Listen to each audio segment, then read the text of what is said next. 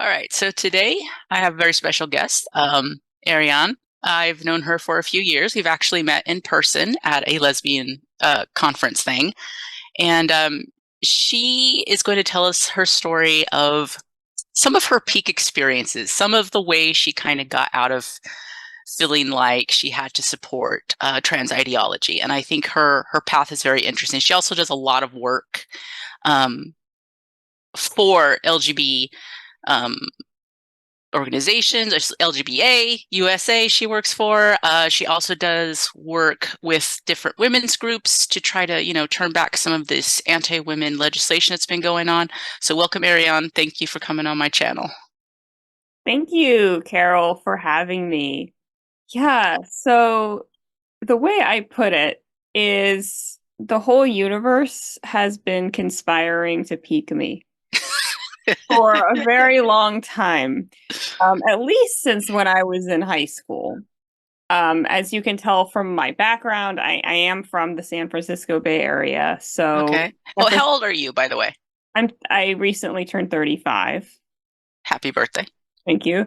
So the San Francisco Bay Area kind of boarded the trans and gender ideology train before most other places did.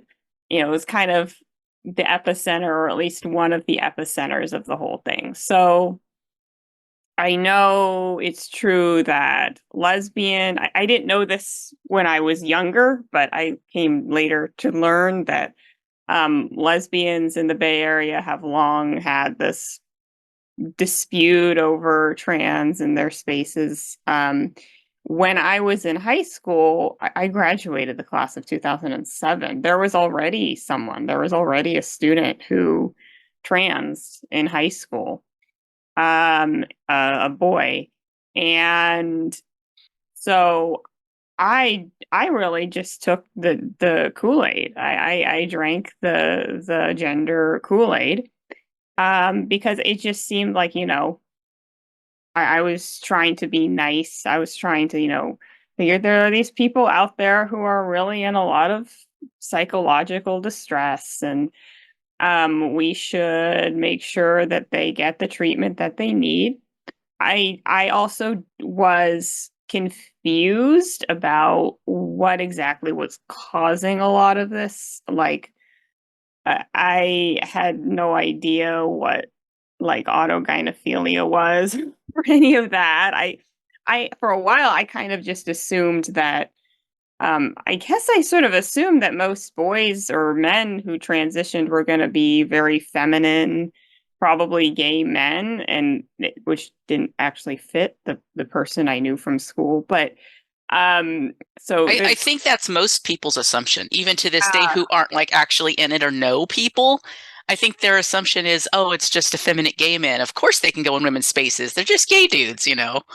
yeah, and I kind of like part of me kind of suspected there was something else going on, but a part of I kind of repressed that. And that's been a sort of a story of my youth, that there would be a crack that would emerge in this situation, and I sort of find some reason to repress it. So I went to college, I went to Smith, which is, a very liberal women's college. They did not at the time allow trans identified males. They do now, but at the time I was there, there were actually quite a few trans identified females. Oh, interesting. And yeah, and it was actually becoming quite popular for people to make that for women to trans at the school, or maybe they came in already having done it. Um, Like medically, there was medical transition happening with some women there. hmm Okay. um, and also social transition. Yeah. Actually, that was the first time I encountered a they themer, which at the time I don't even think they used the word non-binary. But It might have been gender queer because that was kind of the yeah, first. Yeah. genderqueer is what I heard in high school. Oh, so that was another thing. When I was in high school, like literally like the year I came, I think the GSA, the Gay Straight Alliance, turned into gender and sexuality awareness. which What year was this? this would have been 2004, 2005-ish. Wow. See? Yeah, it was way Yeah. earlier. Most places that didn't happen until like 2015. Mm, So, yeah, so I heard genderqueer from there. Yeah, I think, okay. and so the person from college, she was just this very funny person, like a sort of friendly person. So I just kind of thought it was kind of a good humor thing. I didn't really know, like didn't really take it seriously as like a identity exactly. Um, but so yeah, so I was exposed to a lot of this from a young age, and let's see, after high school, this is a phenomenon that I think was kind of interesting. There was a period of time with like lesbian online dating. Like I don't know if you've ever used OkCupid, which was it was popular online dating. I've Really, been with my wife for so many yeah, years. right, exactly. I don't think you would have gotten on that train, but it was popular before apps were Yeah. popular. I do Dating. know that. Yeah. Yeah. And when I used it like in the early 2010s, what was one of their big things was that they would have a series of questions to help match people up. And a lot of the questions were just things like, do you like scary movies? Do you smoke? Things like that. And Yeah. one of the questions was, would you date a trans person? Oh, And interesting. it was, as far as I can tell, perfectly fine to say no. Mm-hmm. There are people who did, and I don't remember that being a big deal exactly. Um, but that changed sometime after 2015. I don't remember when. They totally revamped the website, and now all the questions are about politics. Oh, God. Like match people up according to their political views. And that was also when apps became big. And you started 2015 does seem to be a tipping point. Yeah, it was also, I'm trying to remember, I don't know the exact dates, but like there were these websites like After Ellen and Autostraddle Hmm. that were actually fairly popular, but I remember on After Ellen reading one of the accounts by some was a male who said that he identified as a lesbian, and I was a little bit like, okay. Um, I guess we have Was to accept was that. that before after Ellen changed ownership? Because I know it did change ownership, and the woman who owns it now is very much like absolutely none of that. It is for women. It must have been before then. Okay. Yeah.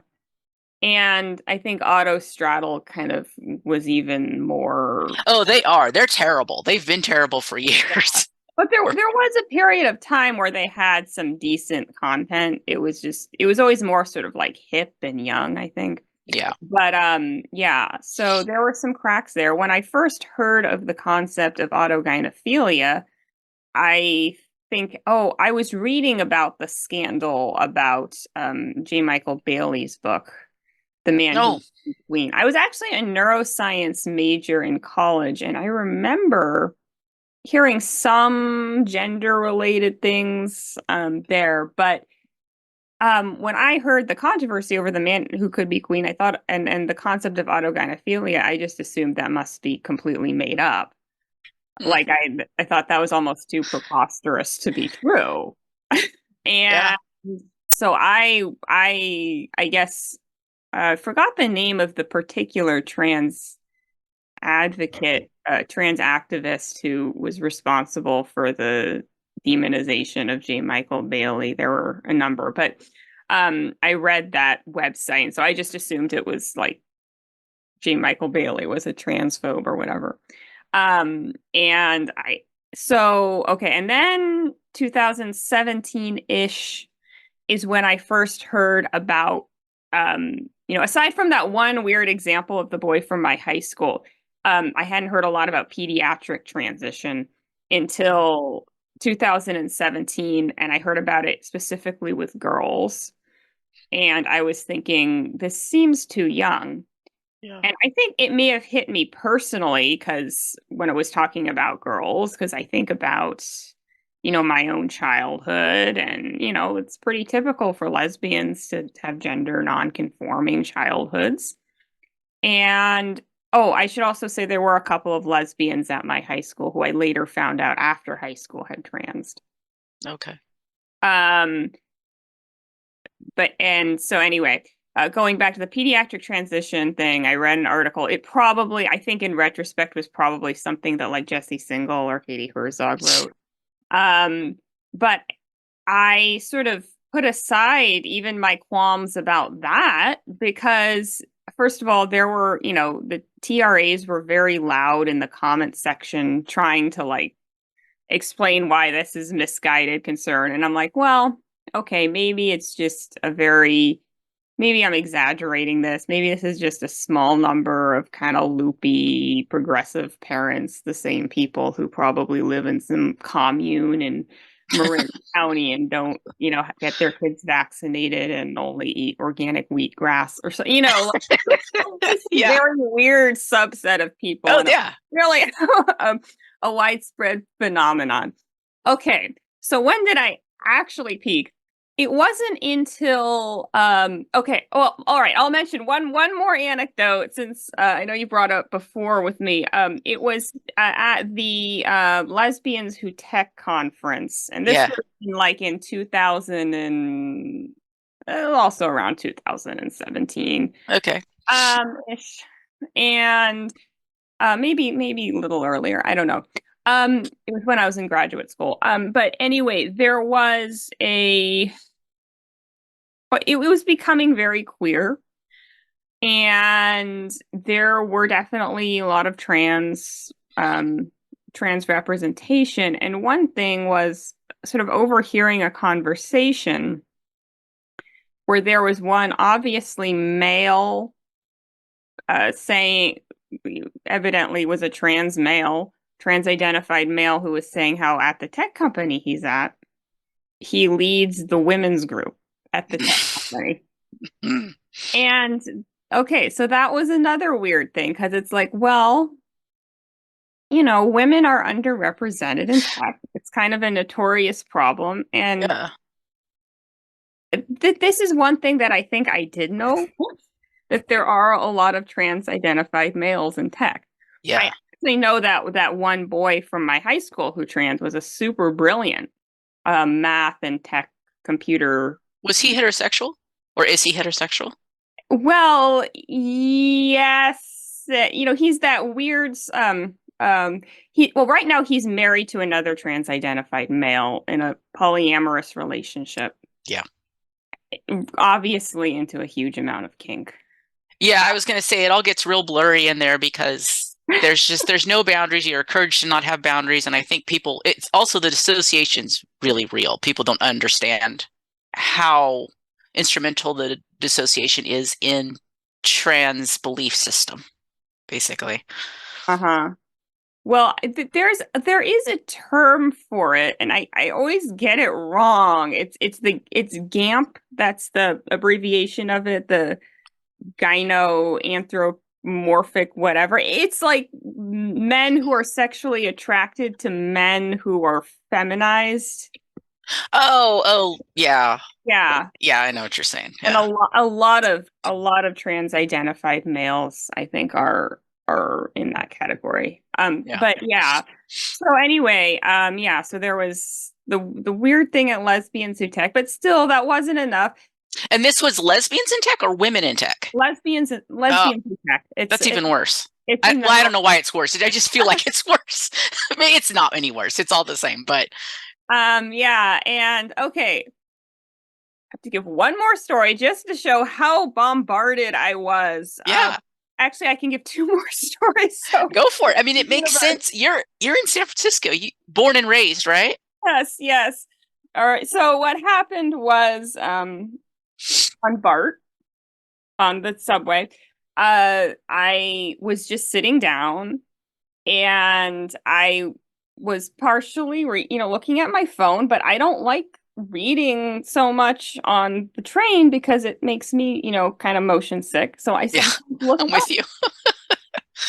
And what happened to be, when I look up across the line, my line of sight, right at the end, on the other end of the train, the car, there is a trans identified male there.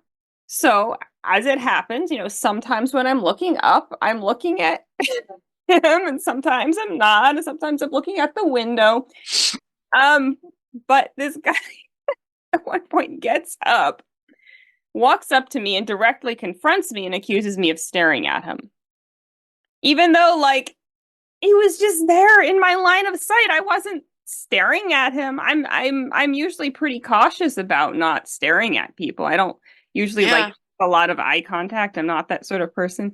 It didn't help my case that most of the other people on the car were glued to their phones. But They're all, I don't I see or hear anything. said I can't do Yeah. that without getting motion sickness. And it was weird because, he was wearing just the most ridiculous, flashy, sort of drag queen outfit. Like, he was not dressed how any woman dresses that I'm Yeah. aware of. And it was like, it seemed like he was deliberately trying to draw attention to Hmm. himself in order. It's narcissism. But at the time, I'm just like, okay, that was a weird one off thing. All right. So Hmm. I'm constantly dismissing this. One other, Why? Why are you dismissing it? why, I don't know. I think I was just so, um, I think the social pressure was so overwhelming starting in high school to just accept this. Were you Um, out as a lesbian in high school? in high school, not to most people. At the end, I was out to some friends. Okay. Um, yeah. So, I was out in college. But Hmm. yeah, so the one other story I could share. So I got really into Buddhism, and Hmm. I still am. And there was one time where I traveled to Thailand with actually a couple of Buddhist nuns. And we visited this monastery that was a bhikkhuni monastery, and that's very rare in Thailand. A bhikkhuni is a fully ordained Buddhist nun, and they're not fully respected or acknowledged in Thailand because the order of nuns died out a long time ago, and there's controversy about whether it's okay to restart it. Oh, okay. I don't want to get too far into the technical details of Yeah. that. So let's just say it's controversial, but they do have a bhikkhuni monastery there, and I met the nun who was in charge of it. And for some reason, the topic she just randomly wanted to bring up was the topic of women who medically transitioned but now want to ordain as a bhikkhuni.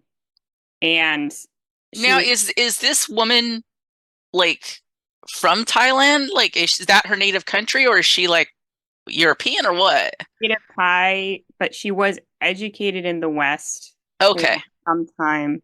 I want to say maybe in Canada, but I don't know. So she Because I'm knows it. trying to wonder why this topic would come up if you know what I mean. Like, it's a little Yeah, strange if you're like from that area, maybe grew up that area. It doesn't seem likely that it would come up well, necessarily. Thailand has a long history of trans related things. It's not understood in the West the same way. Well, are they the ones with the lady boys?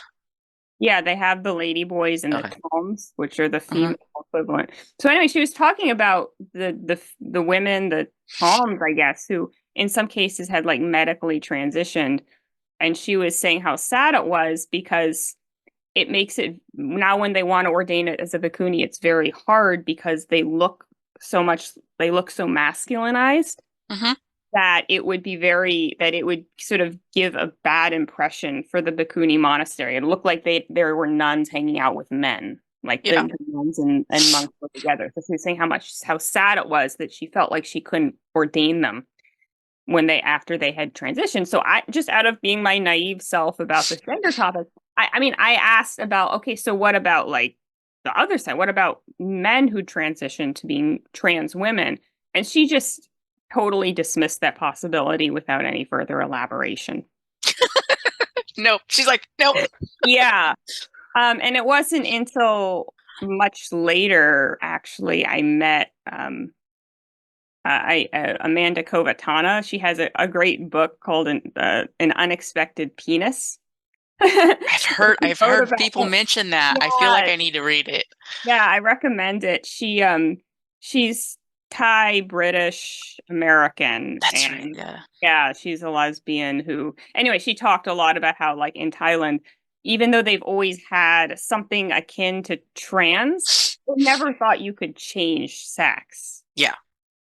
Literally. Or So or I wonder, or have they ever considered that because someone identifies as the opposite sex means that they can go into do all the opposite sex things or spaces? Do they still keep that separation? my understanding is that the males who transition still use like men's bathrooms and stuff. Okay. I read an article like they said they still have the draft for the military in Thailand, and Hmm. they were saying that the lady boys, the men who've transitioned, they still get called up to the draft board because they're considered men, but they usually can get an exemption from the draft.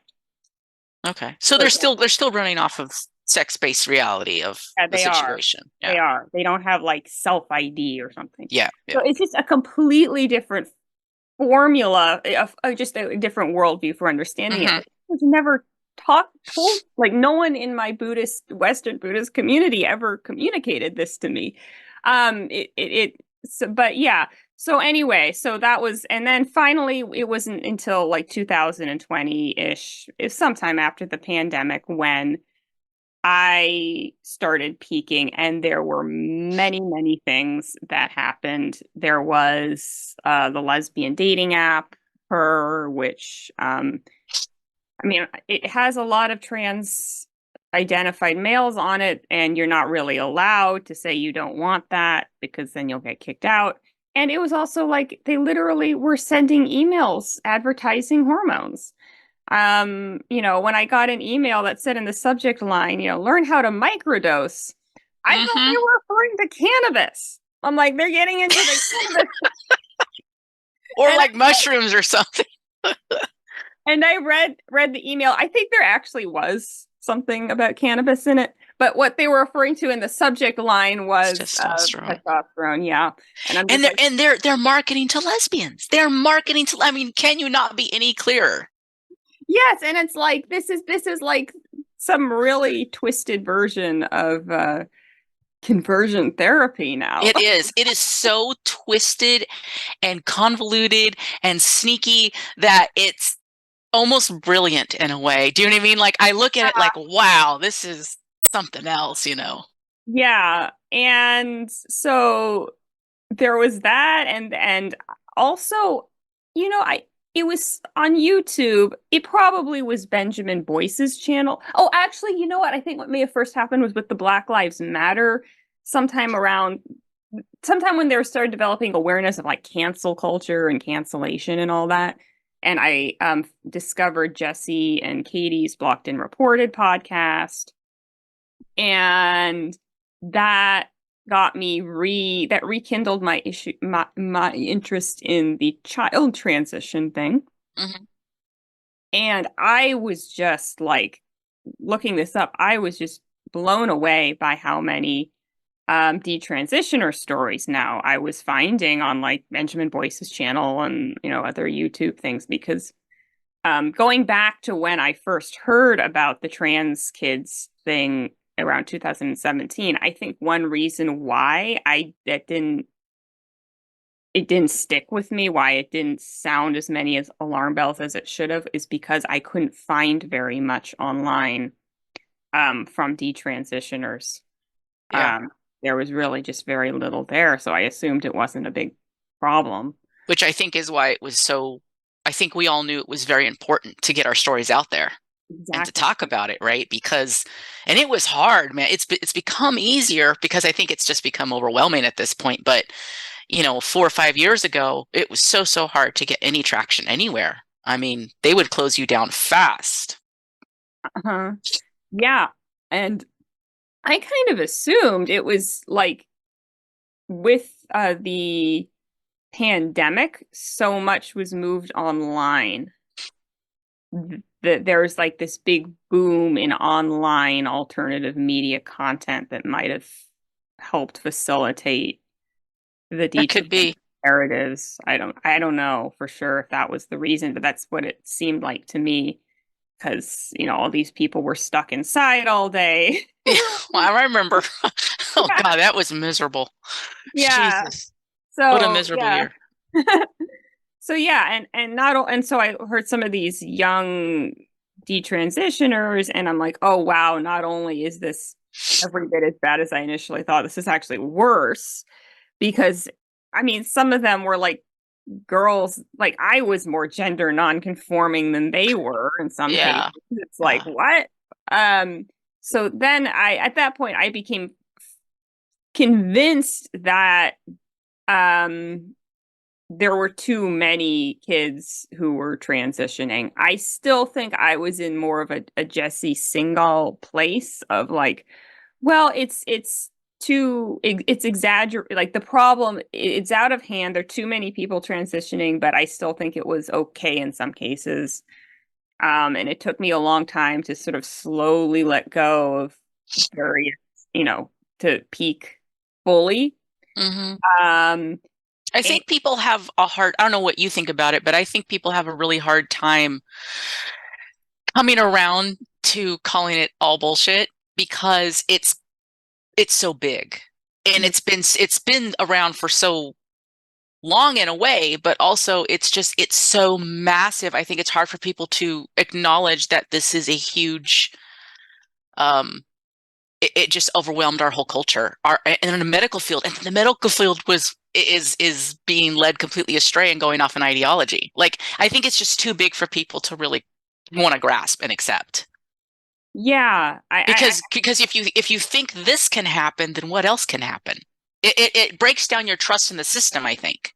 that's a good point. I mean, and also just I think in my case, just the fear of not being sufficiently nice because there were so many people doing it at this point, and even here, there were people doing it for a long time. I just the feeling of like, oh, what am I doing? I'm condemning a whole group of people. the And the appeal to empathy is a very yeah, strong tool. it is. Um, and it's been wielded very, very calculating and sadistically, I think, by trans rights advocates. Exactly. And I do think it's like disproportionately impacted women in that regard. Yeah. I don't want to come across as being mean. I was going to ask you, I was like, I mean, I think it's very much a woman, more a woman thing to not want to be mean and want to Yeah, be nice. And I think that is what is inhibiting a lot of lesbians from going ahead and taking that step and realizing this is bullshit and that it's harming lesbians. It's harming lesbians both young and old, our community, our culture, everything. And it's been a problem for years. This is not necessarily very new to lesbians either. I mean, especially in San Francisco, yeah, and you and this know. was something that came up in my discussion with Justine Detterling, that I did for LGB Alliance. That she was making the point that lesbians, even though there's like this stereotype of this big mean dyke, actually lesbians are too nice Yeah, no, we are. It's true. and have just they're always the ones that are not only trying to welcome people but also trying to get involved in whatever is the most loving, compassionate social justice cause out there. Which is why um women support this so much, yeah, because it's the appeal to empathy that gets us. yeah, exactly. And so yeah, so that was yeah, so the seeing the detransitioners, big that was a speaking moment along with the her, along with I mean there are other things. I mean there was also the J.K. Rowling, Hmm. she released her article, her essay that was criticized, and I actually did something incredible. I read the article. Imagine actually reading something and making up your own mind about it. Yeah, and I'm like, huh, this isn't unreasonable at all. And I think No. I was at that point in Katie Herzog's territory. Her response was she doesn't really see the need for women's only spaces and doesn't entirely agree with J.K. Rowling on that point. But nonetheless, Mm. she doesn't think J.K. Rowling deserved the pushback that she did. Now I've changed my mind and I actually do see the value of women's spaces, but Yeah. that was part of the slow peak. Yeah, and at some point I don't remember exactly how. It might have been from your Twitter actually that I found out about the American LGB Alliance branch, the LGB Alliance USA, and Okay. yeah, Maybe. and Because I was volunteering with them, I think before you came on board. yeah, So definitely. I remember your interview. I think you might have still been a little bit on the fence with how nice Yeah, you felt like you should be. I was a little bit on the fence then still, I think when I first reached out. But I ended up getting more involved like as a volunteer. At first I just went to like had like a book club or some Hmm. and then but then I started um doing volunteering, and one thing that occurred to me was how nice you people were. Nice again. Like it was just like this funny cognitive dissonance, like these, turfs are nice often. There's not like a correlation between being nice and what side you're taking on this issue. It's like a complete it's that's like orthogonal. This is not really Yeah. about being nice. This is more about No. being truthful. Exactly. And that's kind of my take on all of this when it comes down to it. I'm like, it's not about being nice or mean. It's about having a conversation about actual things. And if you talk to any one of these horrible turfs, they're actually making very good points, legitimate, logical points that will not be answered at all or Yeah. addressed by anybody. Instead, they're just called names and said they're mean. It's like, are we in kindergarten now? You know, No. you're mean. Well, can you answer my question? No, you're mean. It's like, what the fuck?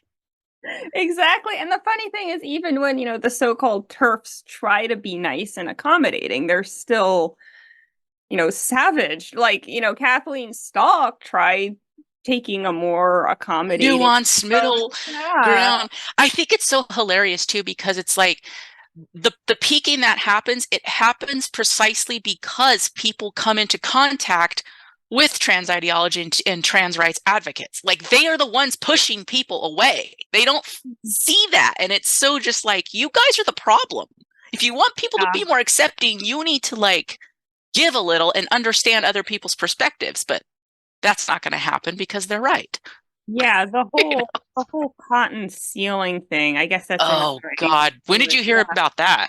Oh, okay, so this is another thing. I actually heard about this before I peaked. I heard about this in like probably around mid 2010s. I don't remember exactly when. And once again, it's one of these things where I was somehow able to convince myself that this was a marginal phenomenon.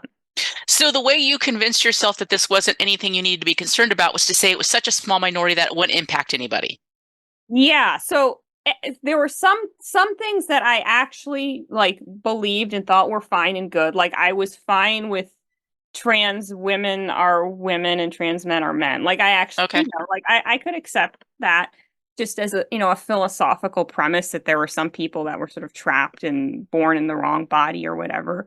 Although even that language has sort of fallen out of favor. But um Well, I'm curious, as someone who went to school for what you went to school for, didn't that raise some red flags of like, wait a minute, can people really have the wrong brain and the wrong body mixed or something? um hmm I no, I think that I was sort of able to rationalize it on sort of a medicalization grounds that like that it was possible to have a brain that was, not, I don't know if it's something I gave a whole lot of thought to, Okay, I was but wondering, like it just kind of skimmed over. I don't think it really, I don't know if I really thought that there was a scientific problem there. I probably would have just thought like, well, maybe some people's brains don't match their body or something, because there was some of this neuroscientific research about that, that was trying to show that trans have, I think I may have seen some of that research. Of course, it's also the case that those studies don't control for homosexuality, and Yeah, so or use of cross-sex, wrong sex hormones either, uh, which we don't know what exactly does to the brain. I mean, to be quite honest, we know so little about the brain overall, but yeah. And I think for some reason, I just was okay with like people's self-professed testimony about themselves, yeah, like they it's felt like they understandable. I think really, most people are, I think a lot of people, especially more liberally minded people, are kind of like a live and let live. Mhm. Unfortunately, this is not a live and let live situation. It seems to be I want you to all do what I want you to do. Like, Yeah. Well, this is the tricky thing about it. When I'm first exposed to it, it doesn't really seem like a big deal. yeah. So you accept it, and then it does become a big deal, and by then it feels like it's too late, and you're like, oh no, why did it Yeah. was like a sort of a Trojan horse. Yeah. So yeah, so it was a How did process. you rationalize the cotton ceiling thing? Just that it was a minority group? Yeah, no, I never thought that the cotton ceiling was good. I thought Oh, that that okay. was bad and awful. Okay. And I rationalized that one by saying, oh, this is only a very small number of people who actually believe this. This is a marginal phenomenon. I shouldn't be making a big deal about a marginal phenomenon. Okay. And that was actually sort of the same way I rationalized the pediatric transition. Hmm. I didn't think there were enough people doing it to be that big of a deal, for the most part. Um, so yeah, it was just a whole mess. I mean, my psychology was this whole mess of this isn't real, this is exaggerated, this is okay, just enough that I could feel sort of comfortable with it. Oh, because like another thing I said before, like with the autogynephilia, I just didn't believe that when I Yeah. found out about it. And then once I started peaking, I think actually it was Katie Herzog who recommended Alice Drager's book, Galileo's Middle Finger. Yeah, which is a good. I mean, I think she's drinking the Kool-Aid a bit, but it was a good book. Yeah, it is a good book, and that had me convinced. And I saw it was some weird blog by someone who was transgender, someone who is, I think, like a very old school, like the homosexual type of trans, Hmm. who was saying, "Oh yeah, it's kind of an open secret that there are these two types of trans, the homosexual trans and the autogynephile type." And so I'm like, okay, all right, it just made too much sense of Yeah. people I knew. Did you have any personal experience with, say, men coming into lesbian spaces and wanting to be included, other than the ones you've spoke about, which is the tech, lesbians in tech, and then dating apps? Did you have any more? Online, I wasn't really so involved in in-person lesbian spaces at Okay. all, actually. Um, it was already by that point, a lot of lesbian bars and stuff were shutting down anyway. By Hmm. the time I turned 21, and You're like, all the fun was over. and in any case, like here in the Bay Area, most of them became inclusive um, pretty early on. Yeah. So I just Yeah, sort of that's true. took the inclusivity Yeah. for granted. Yeah. So I sort of missed a lot of the 90s. I was, just a kid in the 90s. So I like missed a lot of that cultural. Yeah.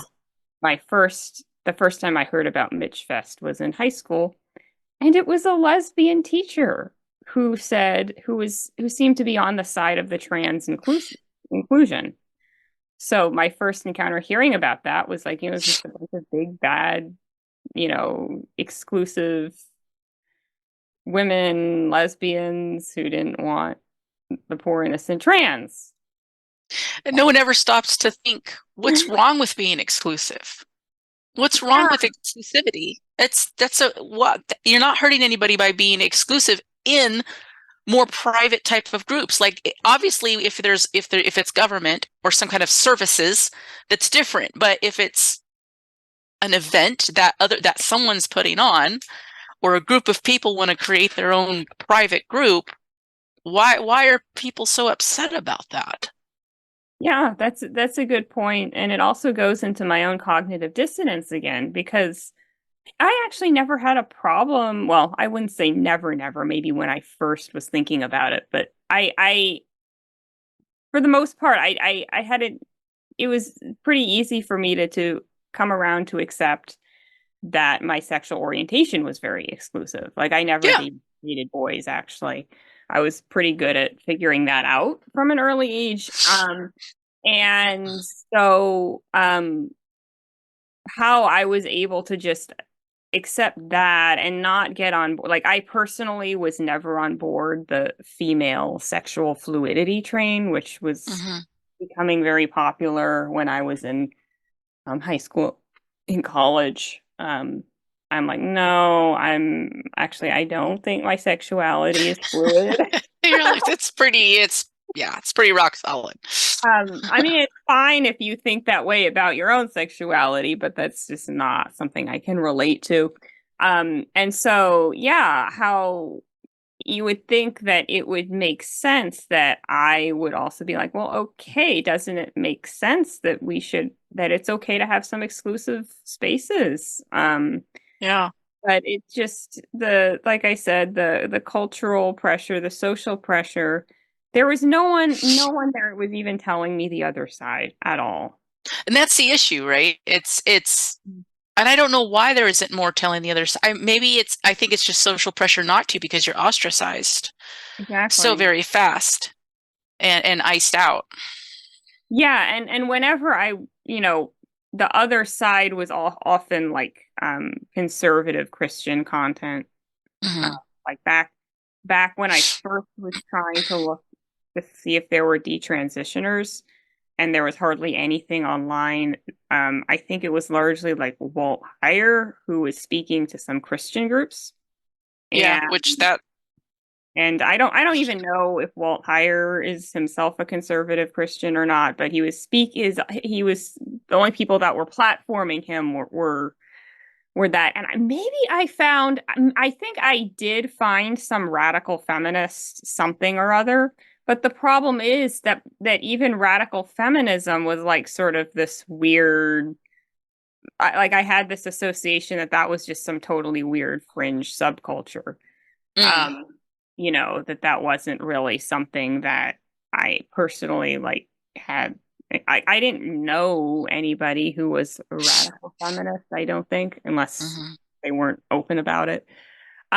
So I just there was nothing that seemed like there was a mainstream, not predictable Christian conservative voice to explain the other side, which is really quite a dangerous thing. And it's weird Yeah. because with gay marriage, actually, I did encounter both sides. Like even in the Bay Area, like I mean, I remember we would have school debates, we would have debates and one of sometimes the topic could be gay marriage or whatever, and I remember having discussions with friends about it. Weird how we could and should discuss that, but not anything to do with trans. Very interesting. Yeah, it was just like people have this idea that, okay, all right, now that we settled gay marriage, or we're inevitably going to settle gay marriage and gay rights,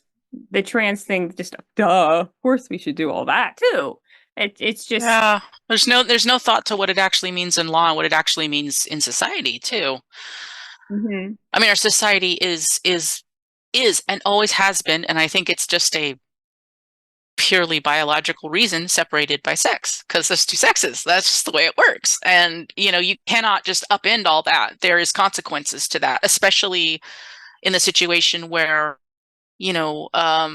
male violence against women is statistically way, way higher than, than female violence against men. Like, men are bigger and stronger, and there has to be that separation. Mm-hmm. And one thing too, like with that is for me, the bathroom issue was not something that played for me very strongly. Um, but after peaking, when I was talking like to a lot of women, particularly women who had some history of trauma or they had stalkers or something like that, and recognizing how important it was for them to have these female only spaces, including bathrooms. Like for a lot of women, bathrooms are a place of safety. It's not Yeah. something that was fit into my life particularly, but I admittedly, fortunately, haven't had that sort of background with abuse or whatever. So that's opened my eyes to how much in general women's concerns are just totally being sidelined, and just safety, just basic, what should be basic safety precautions are now, Mhm. you know, going away. And like you said, it should be obvious that there are two sexes, and society is largely configured on that. And it's very hard to go through that, just torpedo all that without their horrible ramifications. Being fallout for actual vulnerable people. Like, I thought, as a lifelong, considering myself a lifelong, Democrat and progressive, I thought that we were supposed to try to help and keep in mind minority groups or people who are more vulnerable. And sometimes when in this situation, people like to say, oh, this isn't a pie. There's not just pieces, but in this situation, there is, because you're basically taking women and you're putting men in there. So you're taking away from women. Like you can't cross those two over. It doesn't work. Uh-huh. Yeah, I think they're trying to frame it as, well, we're expanding the net of societal acceptance to transgender. This is just another piece of the acceptance puzzle that You we're can, putting but you together. But can the problem is, accept it. Oh, well, sorry, go the ahead. problem is, well, the problem is that, like you're saying, it's coming at the expense of another group. Yeah. And you can be accepting and still have these boundaries. I don't Mhm. understand why. Like, and even when I was still trans identified, I disagreed with the push to include transsexual people in the opposite sex spaces. Like, even I was like, I actually would prefer a third space when I was trans identified.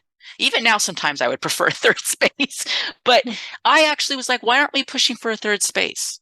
You Yeah, know, I that agree. way, because I don't know, it makes me feel more comfortable sometimes, because sometimes I don't get, exactly the best treatment in women's bathrooms, but I don't want to go in dudes' bathrooms. Why not more single space places, or, you know, third space type of deals? Yeah, I think Like, that's because if there's a single stall bathroom, I will use that over a public restroom. hmm Yeah, I feel like the it's a good idea to have more single stall. I think it's a good idea, like with locker rooms, to have more privacy options. Yeah. I don't I think mean, you should have to strip in front of people if you really don't feel comfortable with it. I mhm. think change private changing stalls, and I've never felt comfortable stripping naked in front of strangers. Yeah. So, even if I knew they were all women or whatever. Mhm. So, that's a perfectly fair thing to do. And So where also are you? So where are you now? in terms of my, In terms of your like belief system now, you've come, sounds like you've come quite a long ways, but where's yeah. your like? Well, now I've let go of the idea that transition, like medical transition, is really ever an option I would sign off on for someone. I think that it's just the risks are great, and I don't think it really addresses the root of the problem. I think that, the more I listen to narratives of people who've either transitioned or transitioned and detransitioned or struggled with gender dysphoria in other ways, is that there's some underlying issue, a psychological issue, and that the transition is kind of like dancing around that issue, and it's kind of becomes like a way of not fully addressing it. And so I'm very skeptical of the value of medical transition. I think if it was simply presented as more of a like a lifestyle or a cosmetic option, I would be more comfortable with like finding some, some way to accommodate for that in society.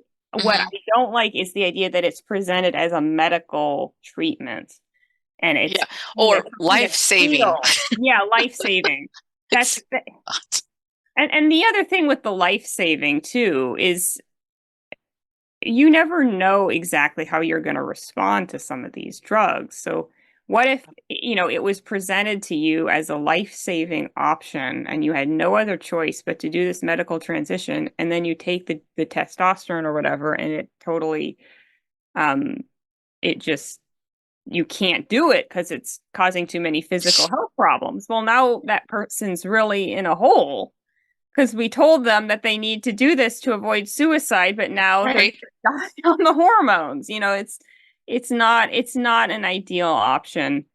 Um, I think, and I've also become more inclined to use sex-based pronouns. I used to think like, we should just use preferred pronouns in most cases. And now when I'm writing or talking about people, I'm much more inclined to use sex-based pronouns. And why is Um, that? I think that a lot of it is that it keeps things simpler and avoids the confusion of, Yeah. we can't really change sex, and it's just acknowledging what that person's natal sex, their biological sex. And also recently my friend made a good point. I mean, before I was sort of like sometimes squishier about like, well, sometimes this person really passes, and so I'll just use it just felt more natural to me to use preferred pronouns. But my friend made a good point that, there are a lot of people who are not trans identified who often don't pass, or like people who are detransitioners in particular. Hmm. It can be very hard to go back to blending in with your biological sex. And I think having a consistent policy of like, no, I'm going to use the preferred, or sorry, I'm going to use the biological sex pronouns no matter Hmm. what, I sends a more strong message. And it's kind of supportive of people who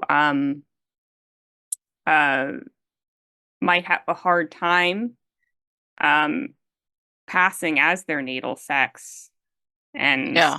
so I think that was a very strong argument for me. I will say though, in person, it's more complicated. Yeah. Yeah, No, I mean, that's fair. It is. It just is. yeah. I, for me, it's just one of those things where I just have to take a hard line with truth, with reality, and that's just I feel like that's the best guiding post, to just stick with what's truthful. And I if the truth hurts your feelings and makes you feel really bad, that's not my problem ultimately. That's you. Like you cannot face your own reality if you cannot accept that you are the sex you are. Hmm. And like you said, if you choose that lifestyle, if you choose to, cosmetically alter your body to look like the opposite sex, there are repercussions for that. That is just the way it is. And adults understand that or should understand that and should be able to deal with that. I think if talking about people's mental capacity and mental ability, if you have the mental capacity to make that decision and then understand the reality of it and live with the reality, well, I think that's a more fair way to go about it than someone who's like, if you don't honor my pronouns, it's literally going to make me want to kill myself or something, or it hurts me so bad. Oh God, it's like, wow, that hurts you so bad. How do you function? Because I get quote unquote misgendered all the time. I really do. And it's not that big of a deal because Hmm. these people don't, I mean, these people are just running off of what they see right away. And most women do have long hair and are very feminine looking. So I'm not going to get mad at people out in public because they don't know I'm a woman, you know? Yeah. Yeah, that's a good point. It's not psychologically healthy to be overly obsessed with. No, it's not to care that much about, and you know, a lot of the things I have heard transit people complain about has been interactions with strangers, and I always found that just silly. Like, these are strangers. Who cares? Yeah. Yeah, that is an interesting point. Like they strangers often are just like making harmless judgment calls about what they see with their eyeballs. They're not like Yeah, and also a these people, profound most statement about identity. and how many of I these know people you. you come in contact with is usually like the person that you're buying something from. They're working, right? They're working. They're just glancing up. Hi, sir. Did you find everything? It's not. It's not a big deal. You know, I'm not going to lose my shit over it. I'll just be like, yeah, I did. Hmm. Let it go. You know. Yeah.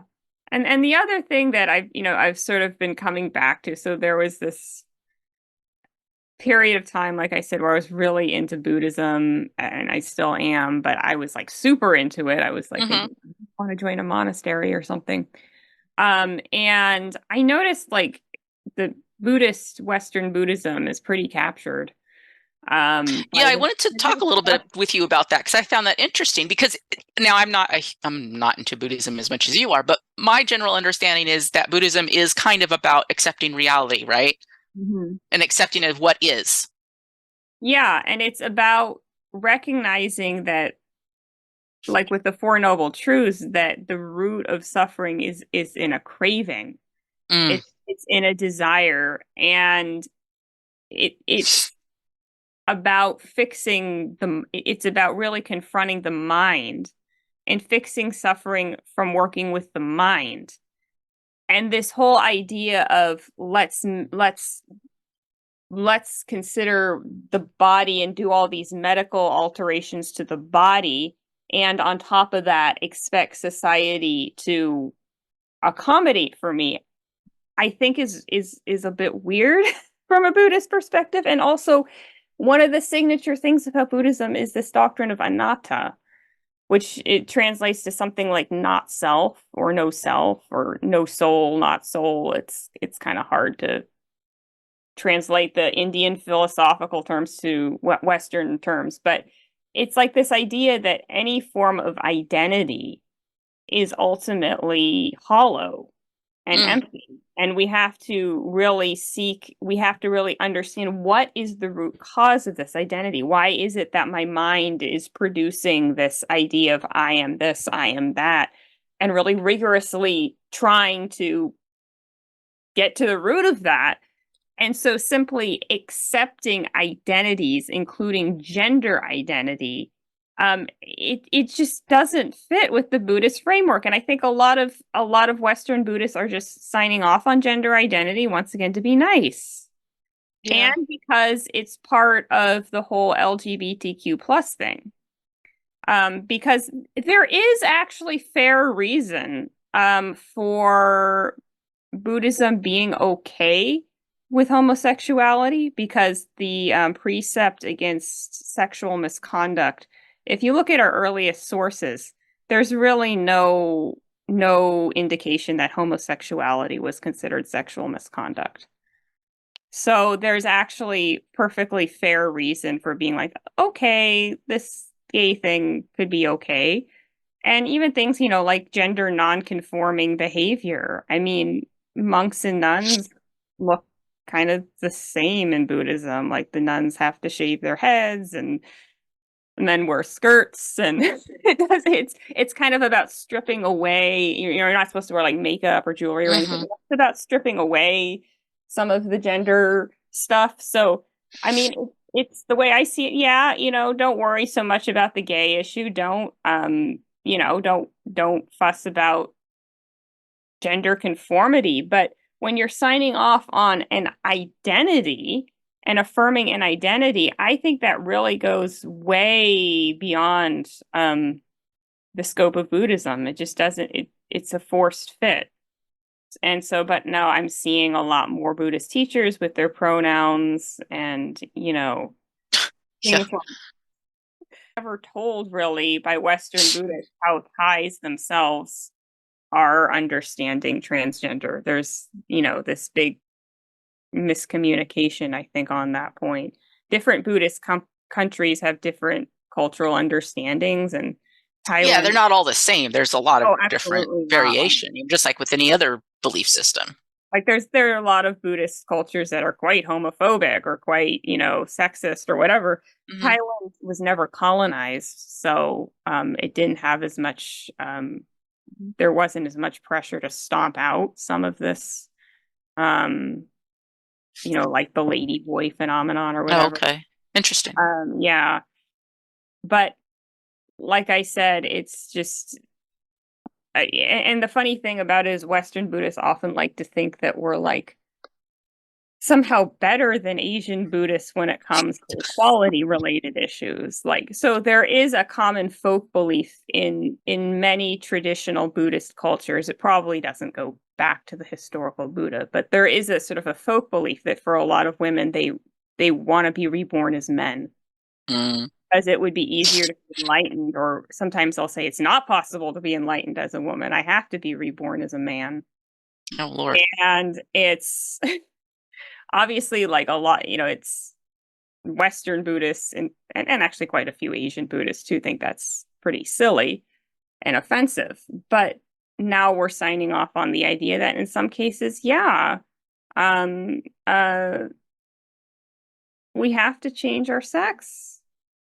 I've seen just bizarre narratives like Buddhists trying to explain why they call themselves non-binary, and it's basically a chock full of gender stereotypes. Which you're supposed to strip away, right? That's not, you're not Yeah. even supposed to be considering that. I mean, my just, basic understanding of Buddhism and those kind of like belief systems really, to me, seems to go very much against just trans ideology, just this idea of changing the self and being, and also the obsession with the self. I think that trans brings along with it, right? It's a rumination. It's a oh, this one woman says it has a very good term for it, but it's, it definitely is like a preoccupation with your own self and your own identity in it, and to this like narcissistic level often, even though you're not a narcissist. Like if you get in there, like trans belief and trans ideology and the trans culture tends to encourage narcissism, encourage this constant thinking about the self. Interesting. So you would say that what happens is a lot of people who are not necessarily narcissists themselves are kind of pushed into a narcissistic stance because of the trans Oh yeah, propaganda. absolutely. Okay. Absolutely. Because I'm not a narcissist. But I was raised by one. So I have exposure to it, I think, which makes me kind of, I can slip into being too focused on myself. It's just the family I grew up in, right? Is everybody out for themselves? Mhm. Um, but when I got into, the trans belief system and the trans culture and everything, I became just so self-absorbed. It's obnoxious. Looking back on it, I'm just like, that's so obnoxious. I don't know how anybody put up with me, you know? And it really does encourage this constant rumination and this constant looking and navel gazing at yourself and what people think of me and what do I look like? And it's just, it's not a way to live. Interesting. Do you think that like because the fact that you're not really naturally a narcissist made it easier for you to get out of the cult?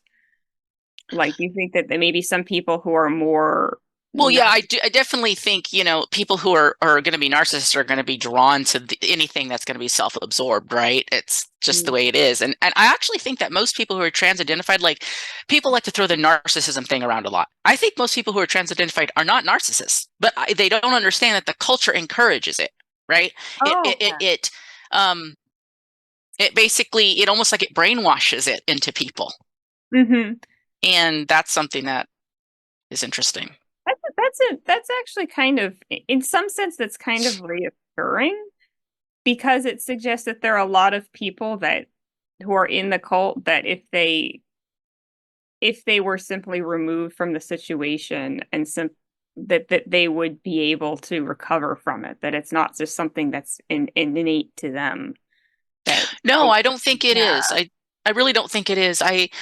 Having been in there and known lots of folks who were trans identified and stuff, I could see that the vast majority of the people I knew were very mentally ill and very hurt people. And this was their way of dealing with it. This is their coping mechanism.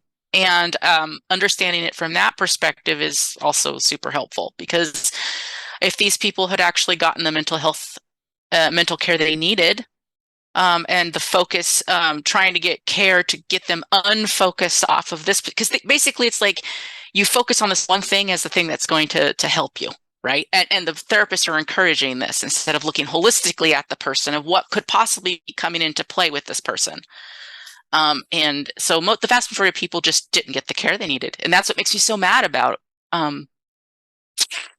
the medicalization in the mental health field in this. I mean, it's why I'm so mad at the mental health field, because it's like they were the first step here. They're the ones that have okayed this. And it's basically just, in my opinion, it's making money off of the mentally ill again. There's a long history of it. Yeah. So then I have sort of another question related to that. Suppose you're just some ordinary person. I'm not talking like you're a therapist. You're just some ordinary person and you know someone, you have a friend or something who decides to transition. Um, do you th like what do you think is a good way to deal with that situation? Because it's like you don't want to sound like you're approving that exactly, but I can't imagine really like the repercussions of actually trying to get them to stop doing that would be I Well, could it, I think, I mean, and we're going to be talking about adults here because children are a totally different yeah. subject. But say it's an adult, and um, first of all, you have to understand that you can't stop them. Like you can't stop an adult person who's made up their mind to do anything. But I would say that in hindsight, I really wish someone would have sat down and talked to me about their concerns. And someone I valued and trusted. See, now my grandmother brought up some concerns, but I didn't value my grandmother's input because my grandmother is kind of a sick person and not a very and abusive in a lot of ways. So I didn't have trust in her. Now, had this been my other grandmother who had died years ago, I probably would have listened to her. But it's someone that you value and care about, sits you down and goes, look, I'm concerned. I'm concerned about this because you are radically medicalizing yourself, and what's going on, like why do you think this, and just have a conversation with the person. I think that could have been helpful. Now, it doesn't mean it's going to change their mind, and it doesn't mean that they're even going to be very receptive to it. They could get really pissed off at you, call you a horrible person, get up and leave.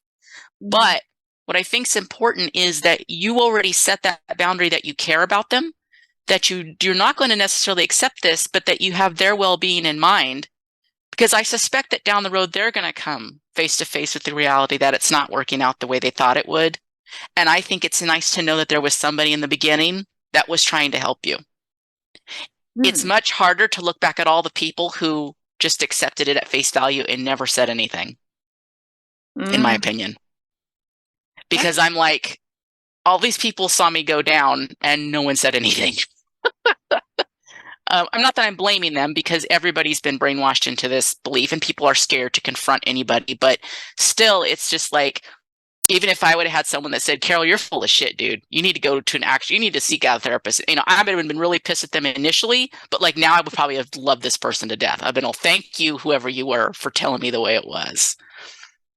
interesting. I hadn't thought of that. Like even if the person who tried pushing back a bit, even if you didn't initially listen to them, that down the road, that could be valuable. I think it's true too, like going to this whole question about how do you avoid falling into a cult mindset.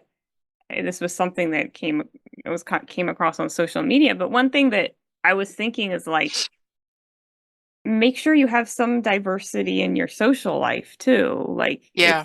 if all of your social life revolves around one particular subculture of people who think a certain way, it's first of all, you're more likely to get sucked into what they're saying, but also it's going to be harder to get out because then you're going to lose all your friends and you don't have Yeah. anyone to go to. So Yeah. Yeah. I also really like when I started my transition, I actually did look online for people who had transitioned and then detransitioned, even though I didn't really understood that was the term. And it was really nothing. There was nothing out there, right? And so it would have been really nice to have heard the other side, because I probably would have learned some stuff that I didn't know about going into it. Like, for example, and this should have been something that doctors also told me that they did not, and something therapists should understand. The thing is, so many therapists do not understand what the medical actual cost is of transition. And I think that's bullshit. I think they all should know, Mhm. because you're going to be much more cautious about sending someone on down that path, maybe. About like the therapists that there seems to be therapists are not about medical, like No. actual physical medical anything. So they, Mm-mm.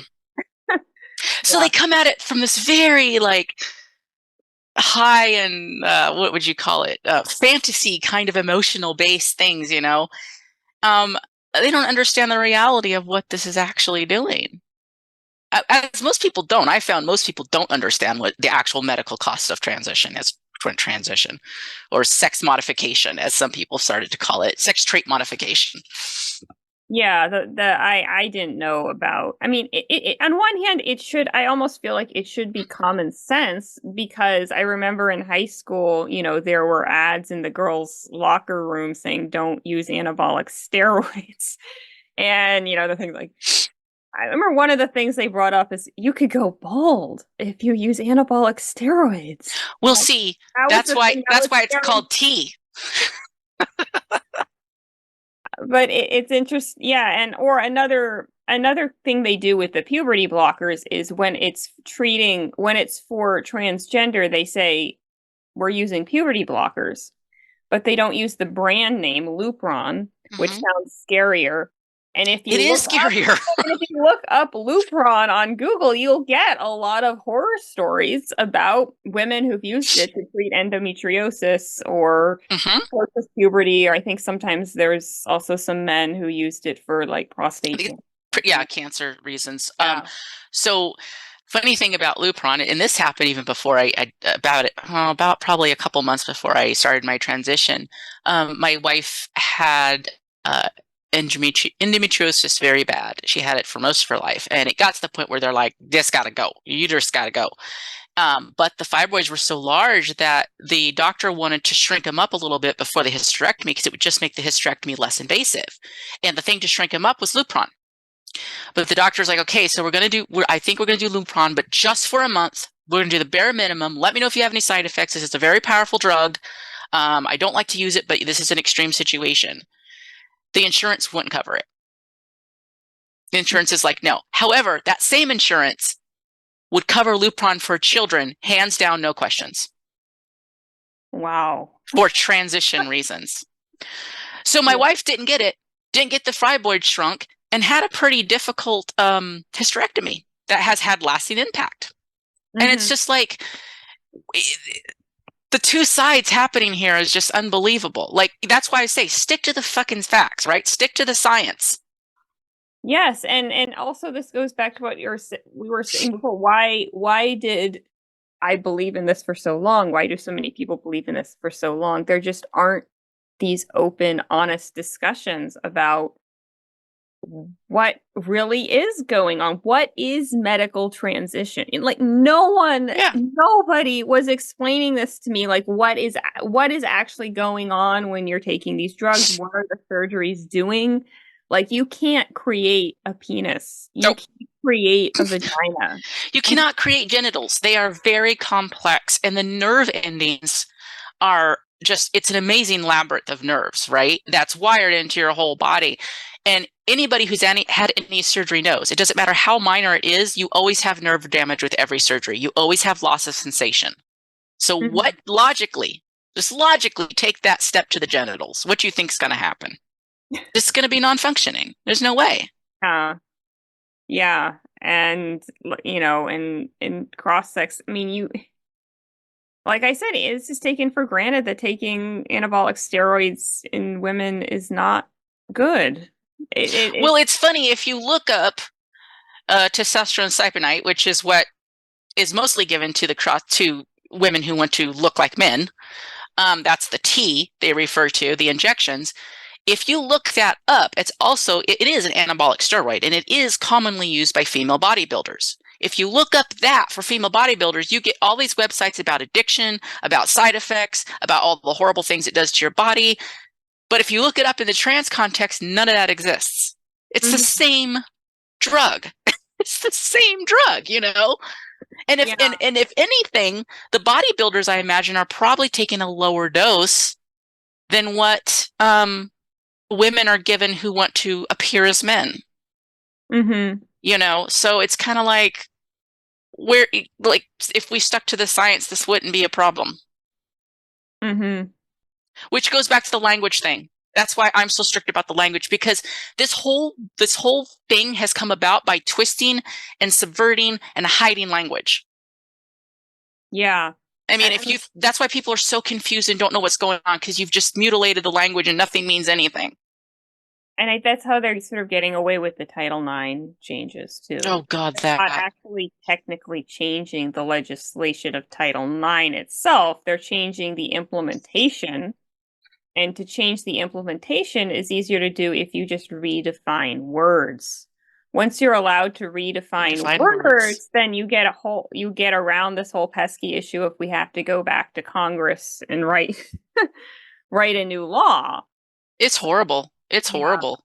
I also, I wanted to also give a shout out to your coverage of the Dana Rivers trial. I thought that was really excellent. No one was really doing much of that, and I wanted to say thank you for doing that. Well, thank you for those words, and thank you for paying attention to the case. Yeah, the Dana Rivers thing is something that because it was so What close. is his actual name, by the way? I hate using a female name.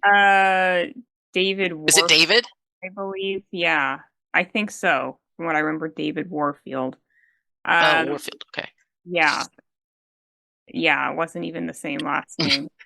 I think Rivers might have been a married last name, actually. I don't remember for sure.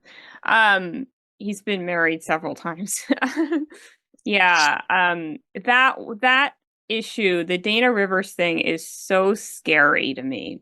And the reason why it's so scary, I was able to find it was from around 2000. So this was really like early embryonic trans activist days. There was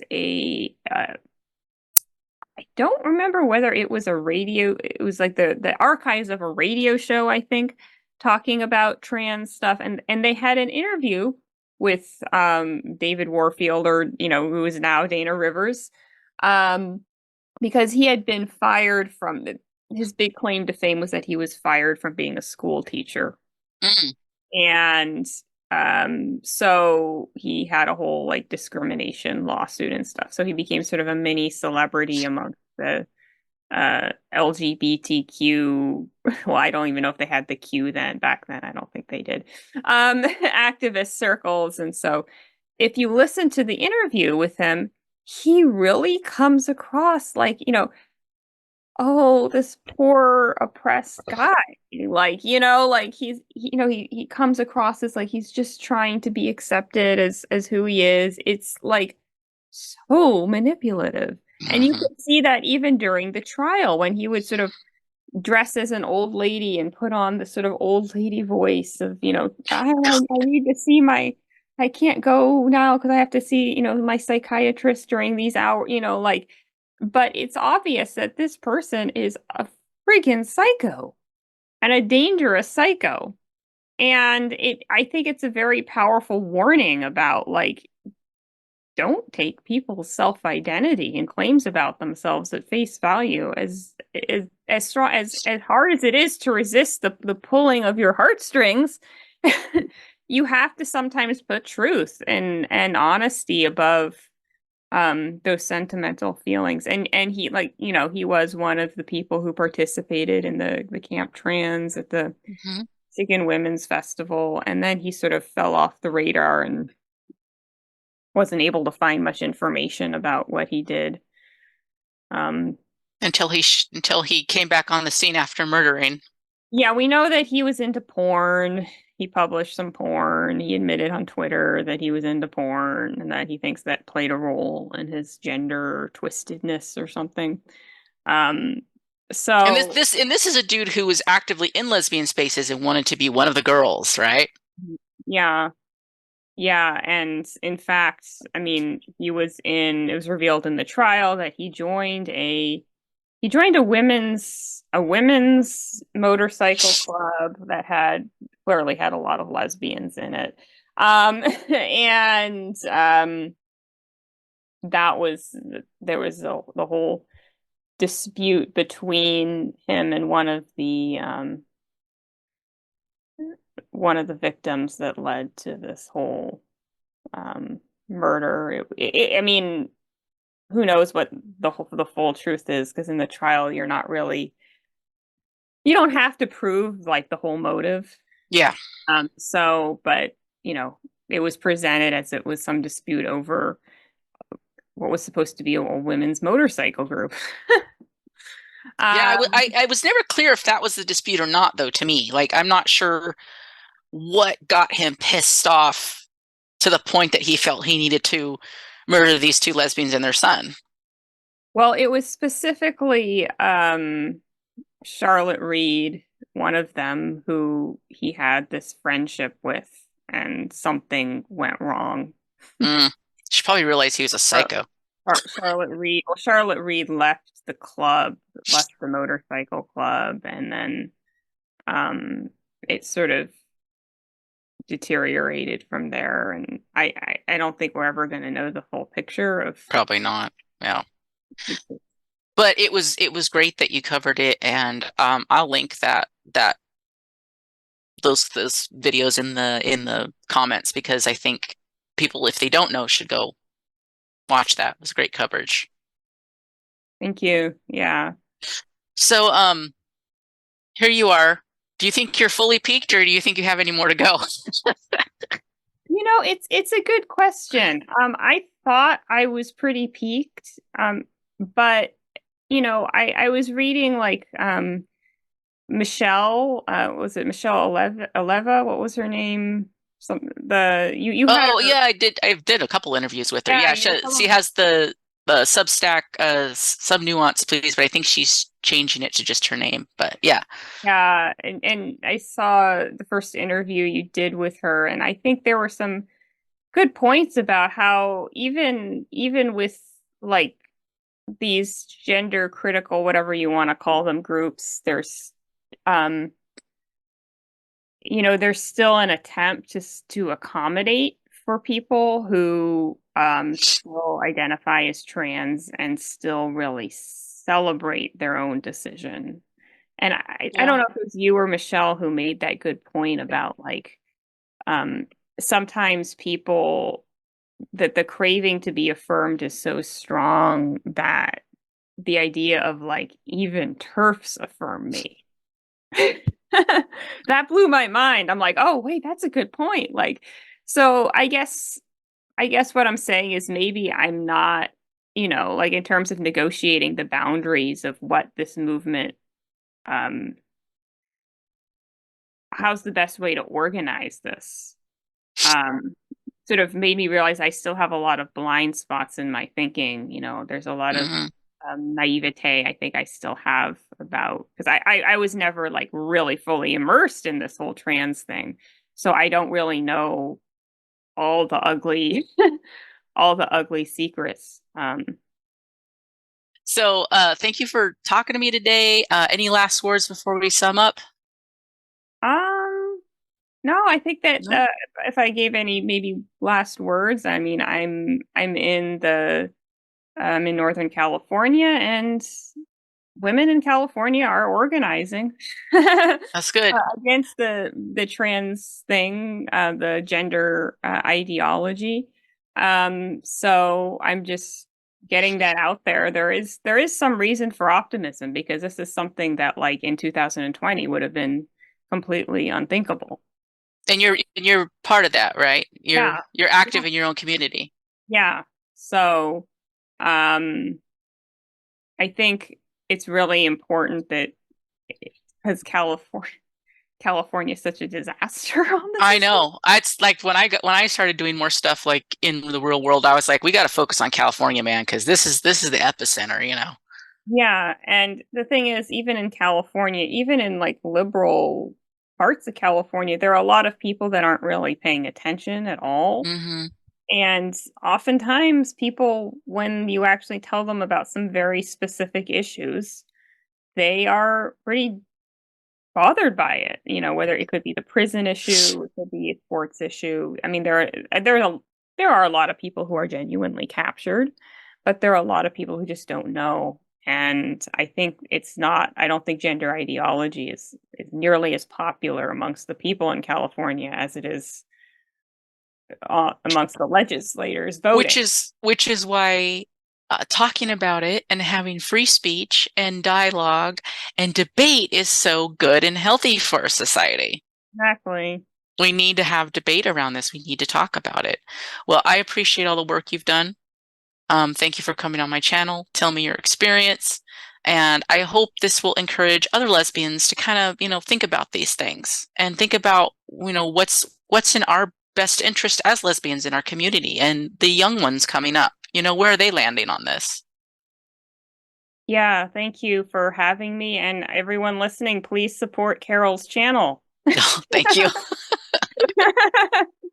You have a what is it, a buy me a coffee thing now? Yeah, yeah. I started that up because I tried the Patreon thing, and Patreon was just being complicated, and I didn't like how like intrusive they were about looking at your stuff. And then the buy me a coffee thing was just like, bam, you're done. And you could set it up basically like a Patreon, like with memberships and stuff like that and special content. So I was like, I'll just go with them. Okay. Buy Carol a coffee. Yeah, I do drink coffee too, so totally do it. All All right. right. Have a good day. Thank you. Thank you.